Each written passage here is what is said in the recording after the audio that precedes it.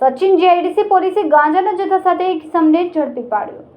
Surat police દ્વારા no drugs in Surat city અભિયાન ચલાવવામાં આવી રહ્યું છે, જે અંતર્ગત ડ્રગ્સ અને ગાંજા સહિતના નશાકારક પદાર્થો વેચનારા સામે આકરી કાર્યવાહી કરવામાં આવી રહી છે। ત્યારે સચિનના પાલી ગામમાંથી સ્કૂલ બેગમાં છુપાવીને 4 કિલો ગાંજો લઈ જતા ઓરિસ્સીવાસીને પોલીસે ઝડપી પાડ્યો છે। સચિન જીઆઈડીસી પોલીસે બાતમીના આધારે પાલીગામ નીલકંઠ હાઇટ્સ પાસે વોચ ગોઠવી હતી। દરમિયાનમાં ત્યાંથી પસાર થતા દીપક ચિરંજીવી જૈનને અટકાવીને તેની પાસેથી સ્કૂલ બેગની તપાસ કરતા અંદરથી ₹40,000નો 4 કિલો ગાંજો મળ્યો હતો। પોલીસે ગાંજા સાથે 46,000નો મુદ્દામાલ જપ્ત કર્યો હતો। પૂછપરછમાં દીપકે આ ગાંજો તે ઓડિશાથી શંકર પાસેથી લાવ્યો હોવાનું અને છૂટકમાં વેચતો હોવાની કબૂલાત કરી હતી।